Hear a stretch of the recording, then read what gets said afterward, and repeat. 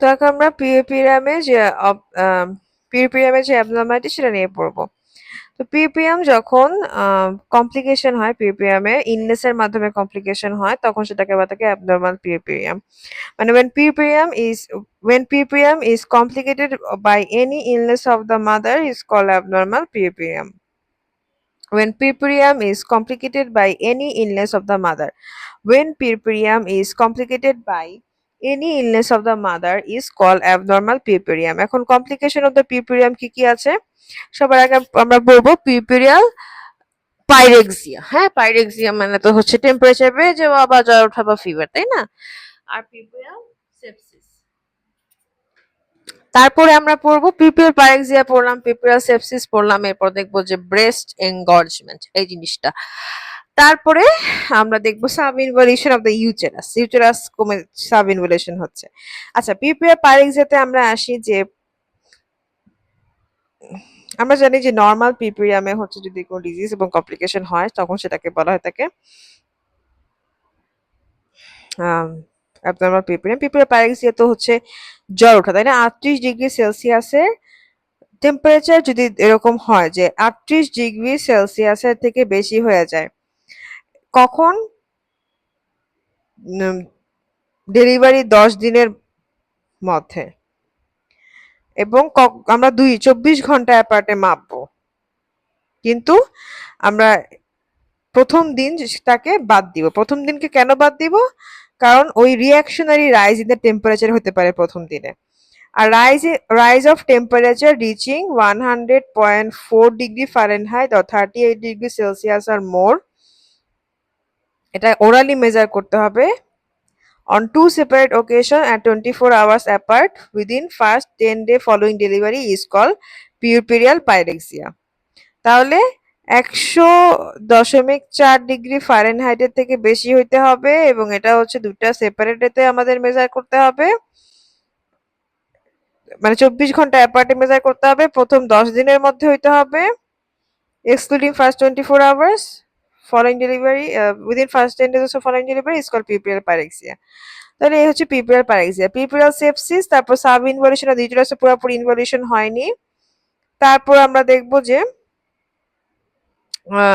হচ্ছে আমাদের কিছু ব্রেস্ট কমপ্লিকেশন, ব্রেস্ট এনগর্জমেন্ট। ব্রেস্টটা হচ্ছে পেইন হয়ে যায়, হট হয়ে যায়, দেখা যায় যে ক্র্যাকড এবং রিট্রাক্টেড নিপেল হয়। দেখা যায় যে তখন কি হয়, ক্র্যাকড নিপেল ক্র্যাকড হয়ে যায়, রিট্রাক্টেড হয়ে যায়, ব্রেস্ট এনগর্জ হয়ে যায় ফুলে গিয়ে, তারপর হচ্ছে নিপেল ক্র্যাক হয়ে যায়। আবার অনেক সময় দেখা যায় এনগর্জ হয়ে ব্রেস্টটা মাস্টাইটিস বা এখানে ব্রেস্ট ইনফ্লামেশন ডেভেলপ করে, এবং ব্রেস্টের বিভিন্ন জায়গায় জায়গায় অ্যাবসেস তৈরি হয়। ব্রেস্টের বিভিন্ন জায়গায় অ্যাবসেস তৈরি হয়, এবং যেহেতু নিপেলটা ক্র্যাপ হয়ে গেছে, আমাদের ল্যাকটেশনাল ফেলিয়ারও থাকতে পারে। তাহলে এগুলো হচ্ছে ব্রেস্ট কমপ্লিকেশন। কি কি? ব্রেস্ট এনগর্জমেন্ট, তারপরে হচ্ছে মাস্টাইটিস, ব্রেস্টের অ্যাবসেস, তারপরে হচ্ছে ক্র্যাকড এন্ড রিট্রাক্টেড নিপেল, তারপরে হচ্ছে ব্রেস্টের এনগর্জমেন্ট থাকতে পারে এবং ল্যাকটেশনাল ফেলিয়ার থাকতে পারে। তাহলে ব্রেস্ট এনগর্জমেন্ট, মাস্টাইটিস এবং ব্রেস্ট অ্যাবসেস, তারপর হচ্ছে ক্র্যাকড এন্ড রিট্রাক্টেড নিপেল আর ল্যাকটেশনাল ফেলিয়ার। তাহলে ফার্স্টে ব্রেস্ট এনগর্জমেন্ট, মাস্টাইটিস এবং breast abscess, breast engorgement, mastitis এবং ব্রেস্ট অ্যাবসেস, এই দুটো আমরা একসাথে পড়বো। তারপরে আমরা পড়বো রিট্রেটেড এবং ক্র্যাক নিপেল এবং ল্যাকটেশনাল ফেলিয়ার, এই দুটো একসাথে পড়বো। এবার আমরা ইউরিনারি কমপ্লিকেশনে চলে যাই। ইউরিনারি কমপ্লিকেশনের মধ্যে আমরা ইউরিনারি ট্র্যাক্ট ইনফেকশন, এটা হচ্ছে অ্যাবনর্মাল পিরপিরিয়ামের হচ্ছে আমাদের যে সিমটমটা, সেটা ইউরিনারি ট্র্যাক্ট ইনফেকশন। যদি আমাদের পিরপিরিয়ামে ইউরিনারি ট্র্যাক্ট ইনফেকশন হয়, সেটা হচ্ছে অবশ্যই অ্যাবনর্মাল পিরপিরিয়াম, এটা তখন নর্মাল পিরপিরিয়ামের মধ্যে থাকবেই না। তো ইউটিআই, তারপর retention of the urine, suppression of the urine, incontinence of the urine, আর হচ্ছে দেখো দেখা যাচ্ছে যে ইউরিনারি ট্র্যাক্ট ইনফেকশন হচ্ছে এবং ইউরিনটা হচ্ছে কি হয়ে যাচ্ছে, রিটেনশন হয়ে যাচ্ছে, সাপ্রেশন হয়ে যাচ্ছে, ইউরিনটা করা যাচ্ছে না, তাহলে রিটেনশন হয়ে যাচ্ছে, তাহলে ইনকন্টিনিউয়াস হচ্ছে, চেপে ধরে রাখতে পারতেছি না, পড়ে যাচ্ছে, এত এত ইউরিন চেপে ধরে রাখতে পারলাম না, লাস্টে পড়েই গেল, রিটেনশন সাপ্রেশন হয়ে পরে লাস্টে ইনকন্টিনিউয়াস পড়েই গেল, তারপর আর তো ইউরিনারি ট্র্যাক্ট ইনফেকশন তো আছে। Puerperal venous thrombosis and pulmonary embolism, তো পিরপুরাস আমাদের জানি স্যাসিসের কারণে সময় থ্রম্বোসিস হয় এবং এম্বোলিজম হতে পারে। পোস্টপার্টাম সাইকোসিস এবং অবস্টেরিক পালসিস হতে পারে। পোস্টপার্টাম ট্রমাটিক নিউরাইটিস, এটা পোস্টপার্টাম সাইকোসিস হচ্ছে কি পোস্টপার্টাম ব্লু আছে, তাই না? এরকম হচ্ছে বিভিন্ন ধরনের স্টেজেস আছে। তো আমরা তো ফার্স্টে যেটা পড়বো এখন, most important causes of the PPR paralysis. সেপসিসের সময় বা যে কোনো ইনফ্লামেশন এবং ইনফেকশনের সময় তো অবশ্যই অবশ্যই কি হবে, আমাদের টেম্পারেচারটা বেড়ে যাবে। এবং এটা সেপসিসের সময় হতে পারে, এটা হচ্ছে যে কোনো ইউটিআই সময়, মাস্টারসিস বা ব্রেস্ট এই পর্যন্ত যতগুলো ইনফ্লামেশন আমরা পড়লাম সবগুলোর নাম লিখবো। সাথে ওন যে ইনফেকশন, পালমোনারি ইনফেকশন যেমন নিউমোনিয়া, এবং ওন ইনফেকশন সিজারিয়ান সেকশনে যে ওনটা হবে সেইখানে ইনফেকশন হতে পারে। তারপর আমাদের এখন যেতে হবে যে পিউপেরিয়াল যে পাইরেক্সিয়া, এটার ম্যানেজমেন্ট আমরা কিভাবে করব।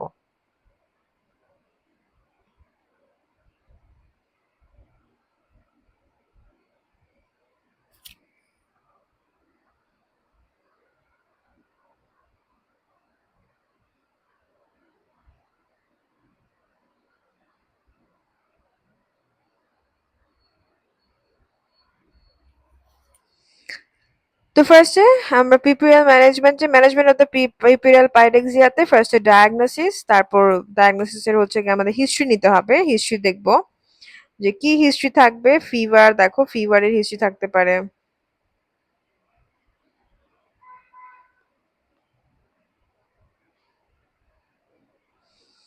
তারপরে হচ্ছে দেখো যেহেতু হচ্ছে পিপিএল পাইরেক্সিয়া আমাদের হিস্ট্রি নিব, তো হচ্ছে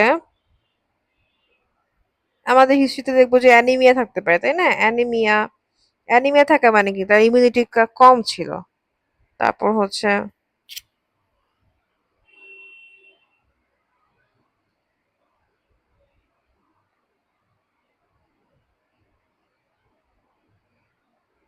অ্যান্টিনেটাল হিস্ট্রি নিতে হবে যে তার কোনো অ্যানিমিয়ার হিস্ট্রি ছিল কিনা, বা টক্সিমিয়া বা এপিএইচ এর হিস্ট্রি ছিল কিনা, অ্যান্টিপার্টাম হেমোরেজের হিস্ট্রি ছিল কিনা।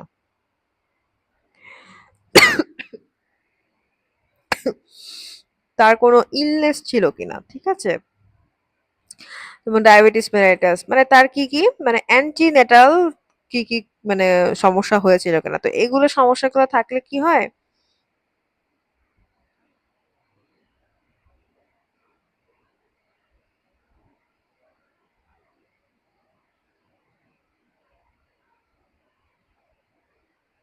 পেশেন্টটা কিন্তু ভালনারেবল হয়ে যায়। পরবর্তীতে তার যে পিরপিডিয়ামে যে পাইরেক্সিয়া সেপসিস হবে বা পাইরেক্সিয়া হবে, সেটা কিন্তু ইনফেকশনের চান্স বেড়ে যায়, সেই কারণে তার কিন্তু পাইরেক্সিয়ার চান্সও বেড়ে যায়। ইন্টারনাল হিস্ট্রিতে আমরা দেখবো যে তার মেমব্রেনটা ঠিক মতো রাপচার হয়েছিল কিনা, number of the internal examination কি কি দেখা যাচ্ছে, কতগুলো ইন্টারনাল এক্সামিনেশন আমরা করছি, বা মেমব্রেনটা রাপচার হয়েছিল কিনা, মানে লেবারটা কতখানি ধরে আছে, কতক্ষণ ধরে আছে। তারপর হচ্ছে এখন এইসব ফ্যাক্টর গুলা দেখা যায় যে ইনফেকশনের রিস্ক বাড়া যায়। দেখুন অনেক ধরুন ধরে রাপচার যদি হচ্ছে, প্রলংড রাপচার হয় মেমব্রেন, আস্তে আস্তে রাপচার হচ্ছে, তাহলে ব্যাকটেরিয়া কিন্তু ঢোকার একটা সুযোগ পাবে। বা আমরা যদি অনেকবার মাল্টিপল ভ্যাজাইনাল এক্সামিনেশন করি, তাহলে দেখা যায় ইনফেকশন ঢোকার চান্স বাড়বে। তো আমাদের তো 4 ঘন্টা পর পর পিভি এক্সামিনেশন করতে হবে, তাই না? তো এর বেশি যদি আমরা শুরু করি, তাহলে তো দেখা যায় যে ইজিলি হচ্ছে ইনফেকশন ঢুকতে পারে।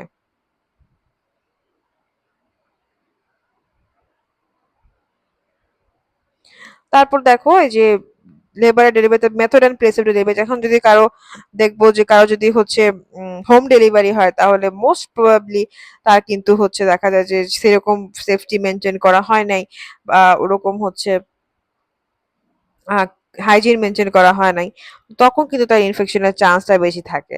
বা ট্রমা টু জেনিটাল ট্র্যাক্ট, তো যদি ট্রমাটিক ডেলিভারি হয়, টিস্যু ইনজুরি হয়, তখন এই ট্রমা দিয়ে কিন্তু ব্যাকটেরিয়া ঢুকে ওই ইনফেকশন কজ করতে পারে, এবং সেখান থেকে সে পিপেরিয়াল পাইরেক্সিয়া ডেভেলপ করতে পারে।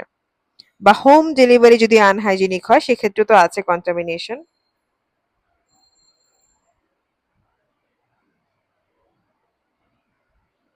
প্লাস এই যে এপিসিওটমি, তারপর পেরিনিয়াল টিয়ার, এগুলাও তো দেখা যায় যে আমাদের একটা ওঞ্জের মতো, তাই না? ওই ওঞ্জ দিয়ে ব্যাকটেরিয়া সুন্দর মতনে এন্ট্রি করে দেখা যায় সুন্দর মতনে ইনফেকশন করছে।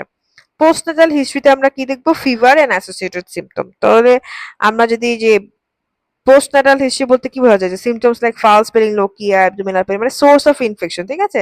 মানে দেখা যায় যে পেইন থাকে, ডিসচার্জ যদি থাকে, তাহলে কিন্তু সাথে সাথে কিন্তু ফিভারও থাকতে পারে, মানে পিপিআর প্যারাইজা থাকতে পারে। তাহলে এই গেল। ক্লিনিক্যাল ফিচারের মধ্যে চলে যাই, আমাদের তো ফিভার থাকবে, হাই গ্রেড ফিভার থাকবে, চিলস এবং রাইগুলোর সাথে ব্যাকটেরিয়া ইনফেকশনের কারণে তো যেহেতু হয়, বা সেপ্টিসিমিয়ার কারণে হতে পারে, তার কারণে হাই ফিভার সাথে চিল এবং রাইগোর্স থাকবে। লোয়ার অ্যাবডোমিনাল পেইন থাকবে, যেহেতু ইউটেরাইন ইনফেকশন হচ্ছে বা পেলভিক ইনফেকশন হচ্ছে, আমাদের পেইন তো অবশ্যই থাকবে। এবং সাথে সাথে দেখো পেইন, ফিভার, যে কোনো দেখো ইনফেকশনের জন্য আমাদের কি হবে, পেইন হবে, ফিভার হবে, তারপর হচ্ছে পারভাজানাল ডিসচার্জটা অনেক অফেন্সিভ হবে। এটা হচ্ছে কথা, পারভাজানাল ডিসচার্জ অফেন্সিভ হবে, কারণ হচ্ছে পিউপেরিয়াল পাইরেক্সিয়া যেটা, সেক্ষেত্রে হচ্ছে অফেন্সিভ, বিশেষ যেহেতু ইনফেকশন এখানে হয়ে গেছে, আমরা ধরে নিচ্ছি ইনফেকশন হয়েছে, তো সেক্ষেত্রে কিন্তু আমাদের ভ্যাজিনাল ডিসচার্জটা অফেন্সিভ হবে। এবার জেনারেল এক্সামিনেশনে আমরা দেখবো যে অ্যানিমিয়া, পালস, টেম্পারেচার। অ্যানিমিয়া হতে পারে, যেহেতু এটা আন্ডারলাইন রিস্ক ফ্যাক্টর, অ্যানিমিয়া থাকতে পারে, প্রেজেন্ট থাকতে পারে। পালস আমরা দেখবো যে তার পালস, তারপর হচ্ছে টেম্পারেচার, ডিহাইড্রেশন। পালস তার বেশি থাকতে পারে, কারণ দেখা যাচ্ছে যে ফিভার হলে কিন্তু তার শরীরের টেম্পারেচার বাড়লে কিন্তু পালস বাড়ে। ডিহাইড্রেশন আমরা দেখবো যে কমন আফটার ফিভার, ভমিটিং। তো ফিভার ভমিটিং এর কারণে পেশেন্ট কিন্তু হালকা ডিহাইড্রেশন হইতেই পারে। অ্যাবডোমিনাল এক্সামিনেশনে আমরা হাইট অফ দ্য ইউটেরাস দেখবো, যে ইউটেরাসটা কি ঠিক মতন ইনভলিউশন হচ্ছে কিনা, বা ইনভলিউশন অফ দ্য ইউটেরাসটা ঠিক আছে নাকি। তো অনেক সময় দেখা যায় যে ইউটেরাস হচ্ছে ঠিক মতন ইনভলিউশন হচ্ছে না, ইউটেরাসে এখানে ইনফেকশন হয়ে, ইনফেকশন থাকার কারণে অনেক সময় সে ঠিক মতনে ইনভলিউশন হয় না।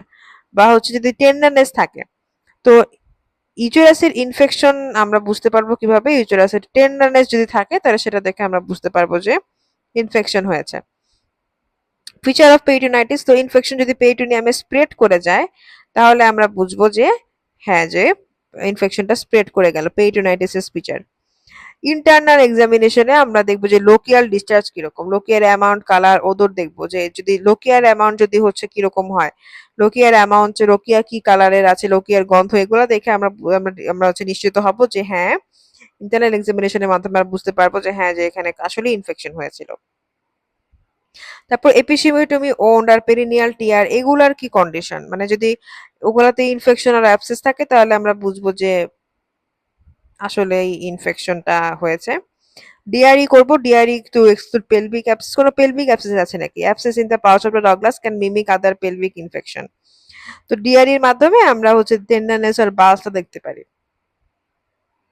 তো পেলভিক অ্যাবসেস, পেলভিসে টোটালি পেলভিসে অ্যাবসেস ছড়ায় গেছে কিনা, মানে আমাদের এই যে ইউটেরাসের থেকে যে ইনফেকশনটা আছে ওটা কি ছড়ায় গেল কিনা, সেটাও আমাদের হচ্ছে খেয়াল রাখতে হবে, ঠিক আছে। লোকিয়াল ডিসচার্জ দেখলাম, ফাউল স্মেলিং ডিসচার্জ কিনা, অ্যামাউন্টটা কিরকম, কালারটা কিরকম। তারপর হচ্ছে condition of the episiotomy wound দেখলাম, পেরিনিয়াল টিয়ার দেখলাম, ডিআইডি করে দেখলাম পেলভিক অ্যাবসেস হয়েছে কিনা। তাহলে এইটাই মেনলি সবার আগে যেটা বুঝতে হবে, যে আমাদের যদি পিউপেরিয়াল পাইলেক্সিয়া ডেভেলপ করে, তাহলে এখানে ফিভার থাকবে, অ্যাবডোমিনাল পেইন থাকবে, এবং ভ্যাজিনাল ডিসচার্জটা খুবই অফেন্সিভ হবে। ইনভেস্টিগেশন গুলা খুবই রুটিন এক্সামিনেশনের কথাই বলেছে, ব্লাড কালচারের কথা বলেছে, ফর ইনফেকশন আছে কিনা ব্লাডে সেটা বোঝার জন্য।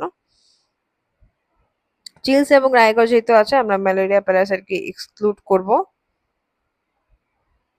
তারপর জেনারেল ট্রিটমেন্ট আছে কিছু, জেনারেল ট্রিটমেন্টে আমরা আইএস পেশেন্টকে আইসোলেশন করব, প্রচুর পরিমাণে আইভি দিব, অ্যানিমিয়াটা কারেকশন করতে হবে।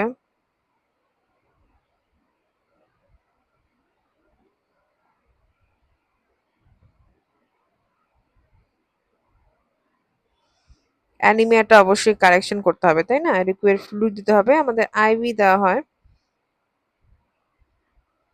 তারপর হচ্ছে অ্যানিমিয়া কারেকশন করবে, maintains temperature and intake output chart. তো পেশেন্টের টেম্পারেচারটা আমাদের মেনটেন করতে হবে, টেম্পারেচারটা বেড়ে না যায়। মাইল্ড কেসে আমাদের দেখো পেশেন্ট কিন্তু ডিহাইড্রেটেড হতে পারে, ফিভার কজের ডিহাইড্রেশন, কারণ দেখা যাচ্ছে ফিভার হলে শরীরের তো টেম্পারেচার বেড়ে গেছে, টেম্পারেচার বাড়ে কি কি কারণে, মেটাবলিজম বাড়ার কারণে, তার সোয়েটিংও বেড়ে গেছে, তাই না, তাহলে সে ডিহাইড্রেটেড থাকতে পারে, তখন তাকে আইভি দিতে হবে। এবং ভমিটিংও হতে পারে, ইনফেকশনের কারণে দেখা যায় যে ভমিটিং হয়, তো তখন হচ্ছে আমাদের ওরালি ফ্লুইড দিতে হবে। তো সেপসিসের কারণে আবার বিপিও লো হয়ে যায়, সেটা আমরা জানি, তখন কিন্তু র্যাপিড ফ্লুইড রিপ্লেসমেন্ট করতে হয়।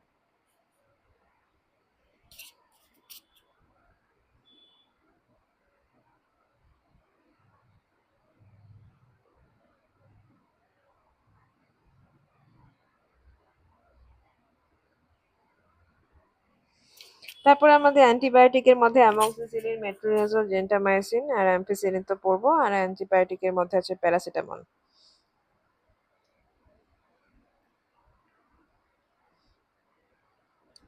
তো সেপসিস থেকে কিভাবে লো ব্লাড প্রেশার হয়? আমাদের যেহেতু হচ্ছে গিয়ে ভ্যাসোডাইলেশন হয়, আমাদের হচ্ছে সেপসিসে ব্যাকটেরিয়া থেকে হচ্ছে কিছু এন্ডোটক্সিন রিলিজ হয়। তো ওই এন্ডোটক্সিন গুলা কি করে, এন্ডোটক্সিন গুলা কি করে, এন্ডোটক্সিন গুলা হচ্ছে লাইপোপলিস্যাকারাইডকে রিলিজ করে। তো তখন হচ্ছে ওই পলিস্যাকারাইডটা হচ্ছে কি কিছু সাইটোকাইন রিলিজ করে, তখন দেখা যায় যে আমাদের ওয়াইড স্প্রেড ভ্যাসোডাইলেশন হয়, এবং ভ্যাসোডাইলেশন হলে তখন বিপি কমে যায়। প্লাস এই যে দেখা যায় যে ভ্যাসেলতে যেটা টক্সিনের কারণে তো একই সাথে হচ্ছে ভ্যাসোডাইলেশন হচ্ছে, ভ্যাসেলটা লিকেজ হচ্ছে, তখন পার্মিয়াবিলিটি বেড়ে গিয়ে ওখান থেকে ব্লাড ভলিউম কমে গেল। তো এই মোটামুটি আমাদের পিউপিরিয়াল পাইরেক্সিয়া। তো মেইনলি যেটা আমাদের এখান থেকে বুঝতে হবে যে এখানে কিছু রিস্ক ফ্যাক্টর আছে, ভালো কথা। ইনফেকশন চান্স যেসব কারণে বাড়ে সেগুলো আমাদের রিস্ক ফ্যাক্টর, বাট মেইনলি আমাদের এখানে ক্লিনিক্যাল ফিচারটা হচ্ছে যে ফিভার থাকতে পারে, লোয়ার অ্যাবডোমিনাল পেইন থাকবে, ফিভার থাকবে, এবং পোস্টনাটাল হিস্ট্রি থাকবে, সরি অফেন্সিভ পারভাজানাল ডিসচার্জ থাকবে, মেবি ওদরলেস।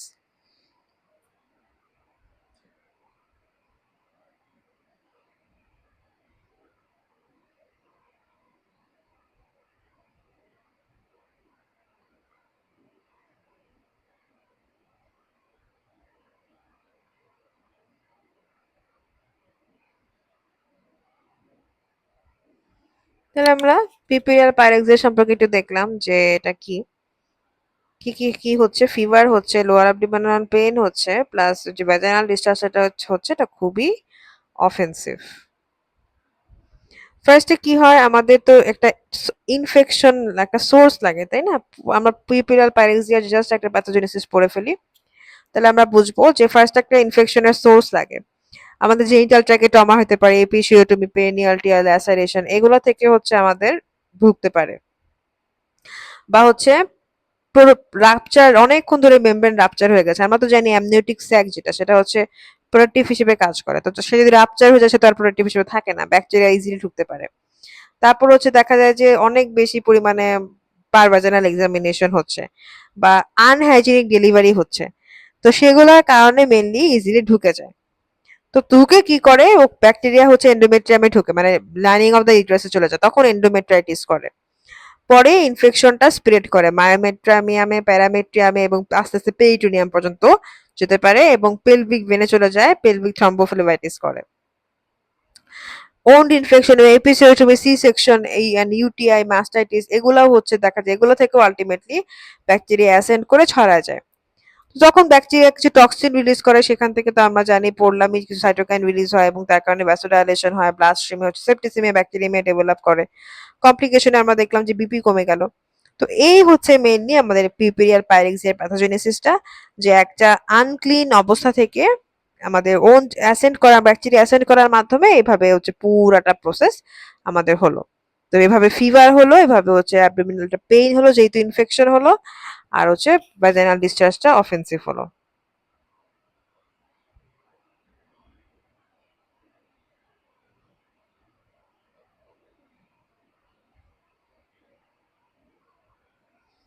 তো আমাদের ভ্যাজাইনাল ডিসচার্জটা কেন অফেন্সিভ হলো? কারণ এই যে আমাদের দেখা যায় যে আমাদের লোকিয়া তো নর্মাল থাকে, ওয়াই পোস্টপার্টাম ডিসচার্জে লোকিয়া নর্মাল থাকে, যে ডেলিভারিতে ইউটেরাস ব্লাড শেড করে, মিউকাস টিস্যু ডেবলি শেড করে, তো এটাকে লোকিয়া বলে। তো লোকিয়া হচ্ছে একটা ফ্লেশি নন অফেন্সিভ স্মেল, যে মিউচুয়াল ব্লাডের মতো। যদি ব্যাকটেরিয়া ইনফেকশন থাকে, পিপিআর সেপসিস, ব্যাকটেরিয়া হচ্ছে ইউটেরাইন লাইনকে ইনভেড করে গেছে, তো তখন এই অর্গানিজম হচ্ছে গিয়ে লোকিয়া, তারপর নেক্রোটিক টিস্যু বা ব্লাড ক্লট এর উপর অ্যাক্ট করে। তো তখন কি হয়, ফাউল স্মেলিং কিছু প্রোডাক্ট যেমন অ্যামাইন্স রিলিজ হয়, হ্যাঁ? তাহলে ব্যাকটেরিয়া যখন ভেতরে ঢুকে ঢুকে সে একটা ফাউল স্মেল তৈরি করে দেয়, সে একটা ফাউল স্মেল তৈরি করে দেয়, তখন আমাদের হচ্ছে একটা অফেন্সিভ পারভাজানাল ডিসচার্জ হয়।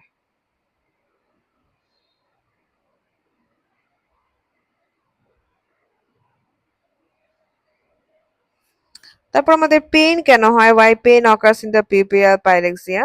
তো এটা বললাম যে infection of the endometrium, inflammation হলো, সেটা থেকে কিছু প্রোস্টাগ্ল্যান্ডিন রিলিজ হবে, এবং সেটা থেকে হচ্ছে কি ইউটেরাসে টেনেরাস হবে, ক্র্যাম্পি পেইন হবে লোয়ার অ্যাবডোমেনে, মানে এই যে ইনভেট করতেছে এন্ডোমেট্রিয়াম থেকে।